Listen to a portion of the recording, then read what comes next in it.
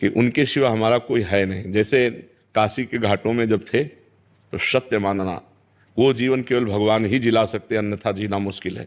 इतनी गर्मी में जो पत्थर धधकते हैं तो रात्रि में और धधकते हैं, तो नींद नहीं, 8-8 10-10 दिन भोजन नहीं, किसी से मिलना नहीं, मांगना नहीं।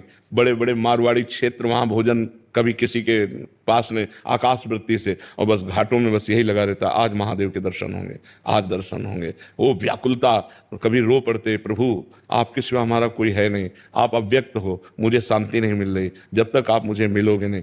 बस रोज लगने लगा, आज मिलेंगे, आज मिलेंगे। और एक दिन कृपा हुई, करुणा बरस गई भगवान की। तो जब कोई संबंध न रह जाए, अन्य कोई आशा न रह जाए, एक केवल भगवान मिलन की आशा, और उस आशा में जिया न जाए, ऐसा लगे अगर अब नहीं मिलेंगे तो प्राण निकल जाएंगे। रुदु सुस्वरम राजन कृष्ण दर्शन लालसा, रोना आ जाए भगवान के लिए, विकलता आ जाए, तो फिर भगवान तो तुम्हारे हृदय में ही बैठे देख रहे, जैसे चाहोगे वैसे दर्शन कर लो, जैसे चाहोगे। एक हाथ में त्रिशूल छोटा सा लिए, कोई ऐसा नहीं को तेज प्रकट हुआ, ऐसा नहीं, एक जन साधारण संत के भेष में, जे देखा हमको भगवान शिव, लंबी विशाल जटाएं और ऐसा सुंदर रूप उनका, मौन शांत तेजोमय चेहरा। कोई ऐसा वो नहीं कि मतलब पीछे से तेज निकल, कुछ ऐसा नहीं, बिल्कुल जितनी हमारी क्षमता उसी के अनुसार वो दर्शन दे रहे थे। साष्टांग दंडवत किए, बस ऐसे देखते रह गए।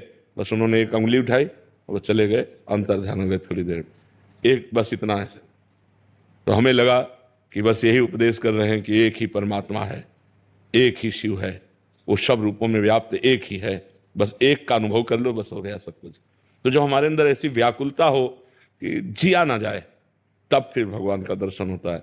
जैसे हमें जमुना जी में डुबकी लगा करके कोई दबा दे, फिर श्वास लेने की जो व्याकुलता होती, ऐसी व्याकुलता परमात्मा के मिलन की हो तो परमात्मा प्राप्ति वो तभी होगी जब अन्य संबंध नहीं और किसी इंद्री से कोई भोग नहीं। नहीं तो इंद्री सुख में लगेगी तो व्याकुलता कैसे आएगी? जब हर इंद्री जितेंद्रियता आ गई और अब केवल भगवान के सिवा हमारा कोई नहीं, तब रोना आता है कि अब मिलो, अब मिलो, अब आपके सिवा, हे पिता, हे स्वामी, आपके सिवा मेरा कोई नहीं। फिर वो जो रंग आता है, फिर ये जो रंग देख रहे हो ये उन्हीं का रंग है, देवाधिदेव महादेव जी का है सारा रंग। उन्होंने हमें वृंदावन भेजा, उन्होंने ही हमें प्रिया प्रीतम के चरणारविंद दिए, वही हमारे पोषण करता है जी।